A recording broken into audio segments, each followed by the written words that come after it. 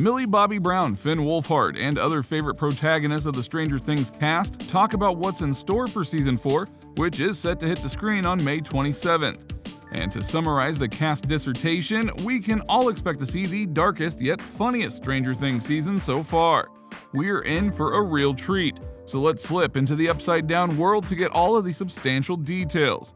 It's been about 3 years since the last season of Stranger Things ended, and there was more than a modicum of disappointment because Season 3 left off with some earth-shattering consequences for our heroes, and people couldn't wait for Season 4 to fill in the blanks. Chief of Police Jim Hopper, played by David Harbour, is presumed dead by most of the other characters. And even though teasers reveal that he's alive, post-credit scenes implied he's suffering in a cold, dank Russian prison cell. The fan favorite Max, played by Sadie Sink, is still mourning over the death of her older brother Billy. And Winona Ryder's character Joyce decided to pack up and move out with her family and 11 in tow. This consequently means that the tight core group of friends of Hawkins will be split up for the first time. With everyone scattered and grappling with these big changes, you'd think the show wouldn't have too much to show. But on the contrary, there's actually much more to build on for the upcoming season. So hold on to your butts because part 1 of the next season premieres on Netflix on May 27th, and the 4-episode part 2 hits the screen on the 1st of July. Polygon, an affiliate of Vox Media, was able to get the inside scoop as their interviewers visited the Stranger Things virtual set at the very start of filming. The Polygon crew was able to sit down with the cast and crew to talk about the biggest and most sensational developments. Right off the bat, they were able to realize that the rumors were true. Even though Season 4 will be broken into 2 parts, it promises to be the darkest and funniest season thus far. The first element is the setting. Since Joyce relocated her family to Southern California, the world opens up outside the borders of the small sleepy town of Hawkins, Indiana. The Byers and 11 are now in a stark and sunny environment, which is a welcome retreat from the sulky city of Hawkins. The town of Lenora is more hip to 1986 than the glum city of Hawkins was. You don't have to be a Stranger Things fanatic to notice that Hawkins is a city that doesn't keep up with the times. Lenora, on the other hand, has the beach vibe, offering a mellow surfs-up atmosphere and a richer color palette. And with the Byers now in Lenora, that means that Jane L. Hopper, first introduced as 11, played exceptionally well by Millie Bobby Brown, Mike, played by Finn Wolfhard, Jonathan, portrayed by Charlie Heaton, and Nancy, portrayed by Natalia Dyer, must now attempt to maintain their relationship via long distance. Then, across the cold northern hemisphere seas, Chief Hopper is decaying in a mysterious Soviet prison. Speculations peak as we wonder if Joyce and conspiracy theorist Murray, played by Brett Gelman, will eventually opt for a desperately clever rescue mission. During the interview, Gelman described his character's upcoming arc. A lot of it feels very like Indiana Jones to me, the way that it's constantly balancing the tension of the adventure with humor. Afterwards, he was able to discuss his character's relationship with Winona Ryder, aka Joyce. He said he particularly loved getting to work extensively with Winona Ryder in Season 4, as he was quoted saying, "I really love my relationship to Joyce this season. We kind of become a little bit of a comedy duo." Back in Hawkins, the gang hasn't strayed too far from the show's horror roots. They're busy investigating the mysteries of a haunted house, known as the Creel House. The dilapidated abode is somehow related to the Upside Down, and Nancy in particular is drawn in to explore that connection. According to reports, she won't be alone. In addition to the rest of the Hawkins cast, legendary horror actor Robert Englund, who brought slasher icon Freddy Krueger to life in the Nightmare on Elm Street series, will portray the perplexing Victor Creel, who lived in the house years ago and was imprisoned for a gruesome murder in the 1950s. With that solidifying the season's arc, Season 4 is predicted to be the scariest one yet, with fully indulging horror tropes and a full throttle towards horror akin England's nightmare roots. So with the fear factor set to keep viewers at the edge of their seat, we can check that off the list. Now, we were promised an abundance of laughter. Wolfhard agrees and told Polygon that Season 4 surely would be the most hilarious. And people aren't doubtful because each subsequent season of Stranger Things has allowed the show to up the emotional ante across the board.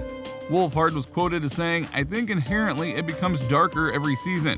It gets funnier, gets scarier, and gets more dramatic. And I think that just comes with all of us growing up and getting older. We're not all going to be in like mop-top wigs and we're like 40 years old like screaming about like demogorgons and stuff. I think this is like a very good example of the Duffers really treating our characters like their ages. And I like to compare it to Harry Potter. Like Harry Potter, as those movies went on, the darker they went. And that's kind of where we're at now, as a perfect progression in my opinion.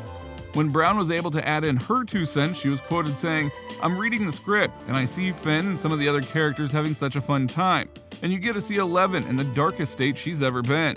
This has definitely been the hardest season I've ever filmed, and there have been some of the scariest things that I've ever seen as a human." With Eleven's dark past and her group's various connections to the Upside Down dimension constantly bringing death, you might be wondering, how will they add in humor? Well, to balance out the scares and the heavy focus on Eleven's dark past, Stranger Things brings in 2 new characters to the comedy fold. These 2 characters are played by Joseph Quinn and Eduardo Franco. Rumor has it that they embody different quintessential 80s subcultures. Quinn plays Eddie, a metalhead and leader of the Hellfire Club, aka Hawkins High School's official Dungeons & Dragons club, who befriends Mike and Dustin and finds himself embroiled in the Creel House mystery with the rest of the Hawkins gang.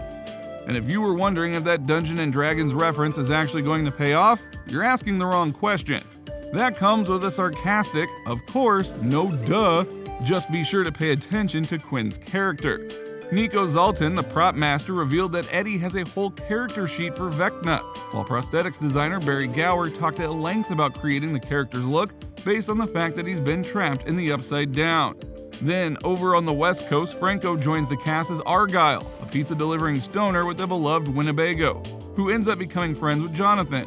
Blasting into the show's already established dynamics and backstory was intimidating for Franco, but he says it was really satisfying to bring some classic stoner levity to the darkness.